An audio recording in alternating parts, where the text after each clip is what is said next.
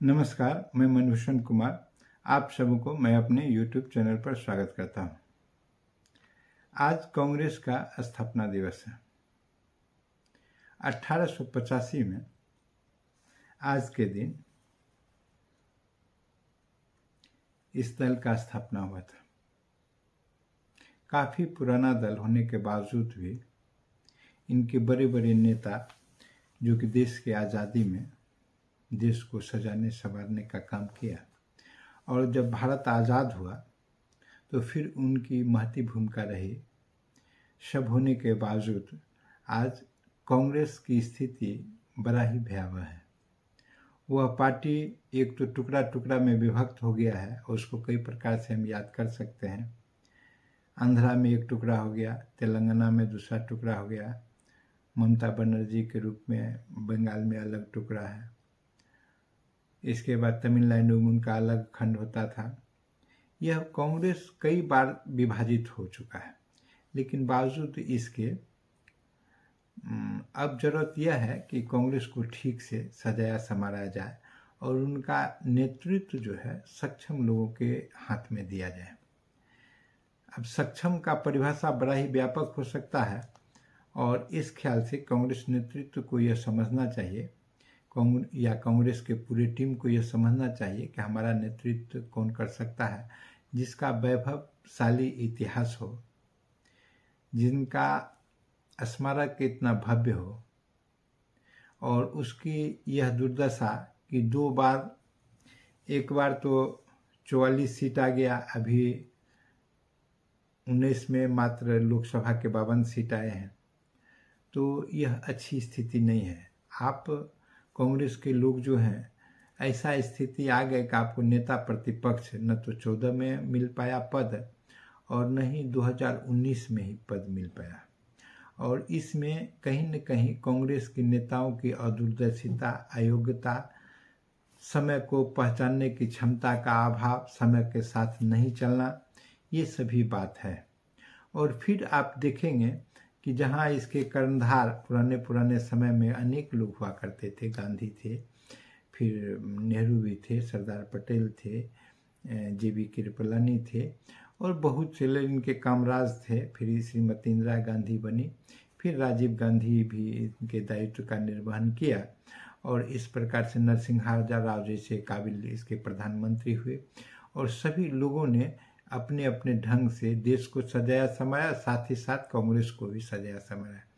लेकिन बैठ के यह चिंतन होना चाहिए, आखिर ऐसा कौन सा कृत्य है जिसके चलते आपसे जनता विमुख हो गई है, जबकि आप सभी जानते हैं कि आपका पुराना जो धरा था या पुराना जो समीकरण था कांग्रेस का, वो यह था कि आपके साथ स्वर्ण हुआ करता था, आपके साथ मोहम्मदन हुआ करते थे, आपके साथ दलित हुआ करते थे, और उसमें से आंशिक रूप से पिछड़े लोग भी हुआ करते थे। इस प्रकार से आपका एक मजबूत हाथ था, और उसके सहारे आपकी सत्ता चलती थी। लेकिन सत्ता को सजाने संवारने में कहीं न कहीं आप दूरदर्शिता का परिचय नहीं दिया। कई बार आपके मन में जो फाइल आए उसको आपने दबा कर रख दिया, और जब दबा गए तो वह एक आक्रोश के रूप में प्रस्फुटित हो गया।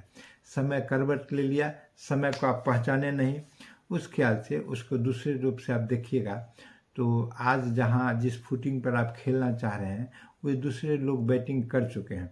आपने काका कालेलकर आयोग को कभी दबा दिया, जो पिछड़ी जाति के लिए और हरिजन आदिवासियों के लिए थी।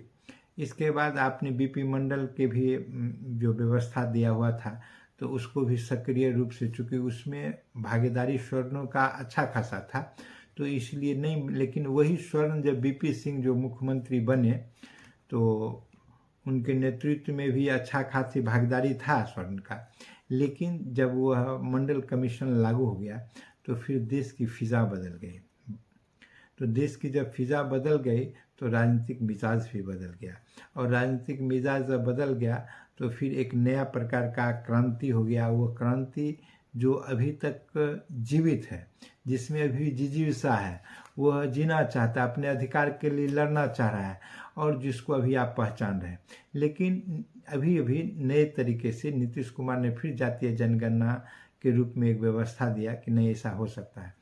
और असमय आपने उसको लपक लिया, और लपकने का कारण यह हुआ कि आप 3 राज्य में पराजय हो गया। 3 राज्य में चूंकि स्वर्ण वोट आपसे टोटल भाग गए। कब क्या समय, टाइमिंग किसी भी पॉलिटिशियन के लिए बहुत महत्वपूर्ण होता है। आपके जो नेता बैठे हुए हैं पता नहीं क्या टाइमिंग देते हैं जिससे सारी गड़बड़ी हो जाती है। समय को आप पहचानिएगा नहीं, किस टाइम में कौन सा मुद्दा उठाना है। आखिर आप भी सरकार में थे, आज नीतीश कुमार के सरकार ने जातीय जनगणना करा दिया, आज नरेंद्र मोदी की सरकार ने महिला आरक्षण बिल आने वाले समय के लिए लागू कर दिया।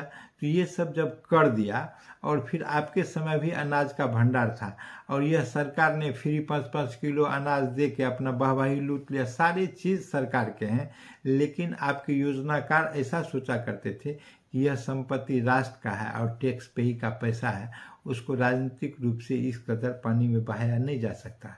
लेकिन जब प्रतिद्वंदी जो आपके समक्ष खड़ा है उससे जब मुकाबला करना है तो आपको भी उससे ज़्यादा गति में चलना पड़ेगा, चाहे वो राजनीतिक चाल हो, चाहे वो राजनीतिक यात्रा हो, चाहे वो राजनीतिक विमर्श हो, चाहे वो राजनीतिक मुद्दा हो, चाहे नए मुद्दा का खोज हो या भविष्य की चिंता हो, क्षमतावान राजनीतिक हो, क्षमतावान नेतृत्व हो। अगर ये सब आपके पास नहीं होंगे तो आज जिस स्थिति में जितना आभा मंडल के साथ नरेंद्र मोदी राजनीति कर रहे हैं, दिखने में लगता है कि ये सब कुछ नरेंद्र मोदी कर रहे हैं, लेकिन ऐसा बात नहीं है। संभव है कि नरेंद्र मोदी अगर आज अकेले भाजपा से हट के चुनाव लड़ें तो नहीं जीतेंगे। उसके पीछे एक राष्ट्रीय स्वयंसेवक संघ का भारी फौज है। सिर्फ फौज नहीं है, वह एक बौद्धिक जो है पूरा आयाम है, पूरा सेटअप है, जो उनको उचित ढंग से सलाह देता है, और वह क्षण के जो बात आता है जिसके अनुसार यह सरकार चलती है, किस प्रकार से एक मैग्नेट के भांति जनता को पकड़ लेना है और जनता को पकड़ने के बाद भागने नहीं देना है, यह विमर्श राष्ट्रीय स्वयंसेवक संघ सेट करती है। लेकिन आज के दिन वैसा बैकर आपके पास नहीं है, फिर उसको तैयार करना पड़ेगा, और नेतृत्व भी परिपक्व होना चाहिए, कहाँ क्या बोलना है, या जो आज आप बोलते हैं उसको लपक के आप ही के चीज़ को दूसरे ढंग से अभिव्यक्त किया जाता है जिसको आपने बोला नहीं। तो इससे उस चीज़ों से भी बचना चाहिए ताकि उसको लपका नहीं जा सके। लपकने से गड़बड़ी हो जाती है। ऐसा शब्द हम नहीं बोलेंगे जिसको कट और पेस्ट कोई कर दे, उससे हमको बचना चाहिए। यह तभी हो सकेगा जब राहुल गांधी जैसा इनोसेंट व्यक्ति रहेगा तो नहीं होगा, क्योंकि इसके लिए एक पॉलिटिशियन चाहिए, full timer. Rajiv Gandhi full time politics करते हैं, लेकिन इस प्रकार का सज्जन व्यक्ति आज के धुरफंद का जो राजनीति है उसमें मुकाबला नहीं कर सकता है।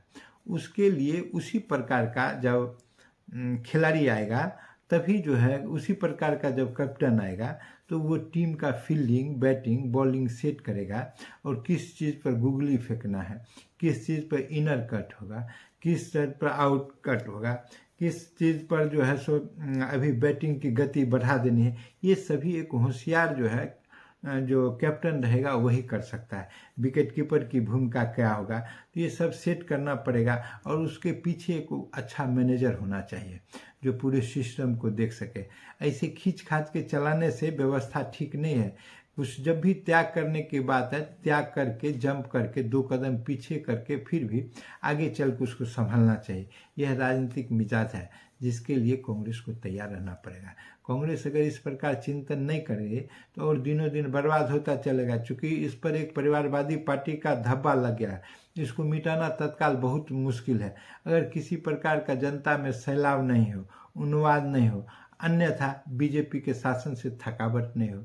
थक के कभी कभी जनता खुद दूसरे को वोट दे देती है, उसके लिए मांगने जाना नहीं पड़ता है। लेकिन हमको ऐसा लगता है 2024 के चुनाव में थकाना भी नहीं हुआ जनता भी नरेंद्र मोदी को देखना चाहता है, क्योंकि नरेंद्र मोदी जो कार्य कर रहे हैं उसमें उनका मुद्दा हर चुनाव में बदल जा रहा है।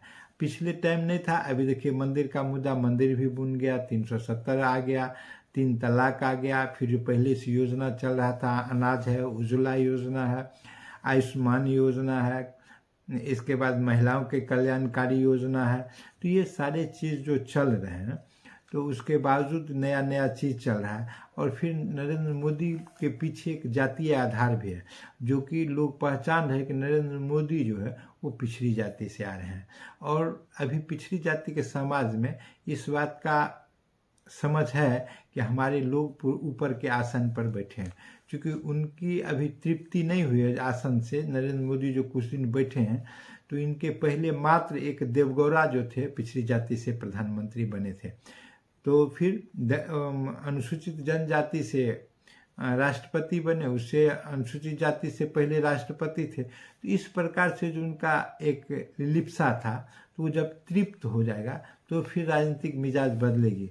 और इनका सामना करने के लिए जो राहुल गांधी जैसे धर्मनिरपेक्ष जाति के लोग अगर आप ले आइएगा, तो वो मुकाबला नहीं कर सकते, क्योंकि राजनीतिक मिजाज जो जातीय समीकरण से बंधा हुआ सधा हुआ है।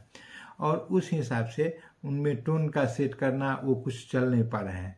तो अपने हिसाब से कांग्रेसी जो काफ़ी चालाक हैं, होशियार हैं, अनुभवी हैं, उनके पास अच्छे अच्छे लीडर हैं, बावजूद उसमें से कई लीडर भाग भाग के भाजपा ज्वाइन कर लिए हैं। बल्कि यूँ कहें कि बारी बारी से आधा लीडर भाजपा आके ज्वाइन करके कांग्रेस को बर्बाद करने में उनकी काफ़ी योगदान है। अगर नाम हम गिनाए तो एक बहुत लंबी फहरिस्त हो जाएगी, तो उसको छोड़ दें। लेकिन आज जो उनकी स्थापना दिवस है, तो उनको संकल्प लेना चाहिए कि हर कार्यकर्ता तक यह बिंदु पहुँचे कि किस प्रकार से कांग्रेस का उत्थान होगा, कांग्रेस को नई ऊंचाई प्रदान किया जाएगा। इसके लिए जो पद पर आसीन लोग हैं, उनको त्याग का जो भी हद हो वहाँ तक जाना चाहिए। अगर आप पार्टी को बचाना चाहते हैं, अगर पार्टी को ऊंचाई प्रदान करना चाहते हैं, तो अगर कोई कसम खा ही लिया है कि नहीं कांग्रेस को हम बर्बाद कर देंगे, कांग्रेस को हम विनाश करके छोड़ेंगे, तो उसके लिए आप जो कर रहे हैं करते रहिए और अच्छा इससे करते रहिए। यह वीडियो अगर आपको पसंद आया हो तो उसको सब्सक्राइब करें और बेल आइकन दबाने काम करें।